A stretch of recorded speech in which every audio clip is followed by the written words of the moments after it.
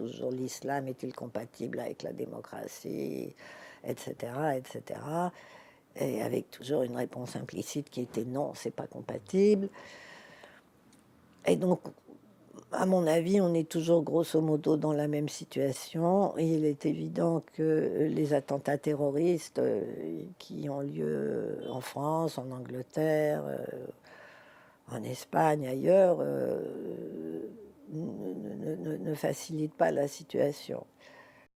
Et et puis aussi sur le fait qu'on disait, mais ces jeunes filles sont mineures, donc elles sont forcées par leurs parents. Mais il y a une autre règle qui est dans justement les conventions des droits de l'enfant. Ils n'en ont pas beaucoup.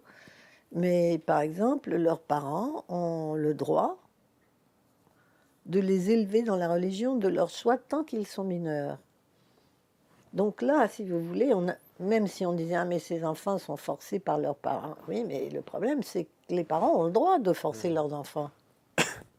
Tous les parents, et pas juste les parents musulmans. Mais si vous voulez, il y avait cette... on aurait dit que les parents musulmans étaient tous des parents bourreaux. Hein. Il y avait vraiment une mise en accusation, non seulement des jeunes filles elles-mêmes, qui étaient soit des futurs terroristes, soit des idiotes, mais une mise en accusation de leurs parents aussi. Je pense que les féministes qui ont été mises en demeure de choisir, hein, et qui disaient oui, bon, cette loi est peut-être un petit peu raciste, mais d'un autre côté, et les femmes. Mais les femmes, ça ne les aide pas hein, d'être renvoyées des écoles. Je ne sais pas pourquoi je pense ça, mais je pense que ça aide personne d'être renvoyé d'une école.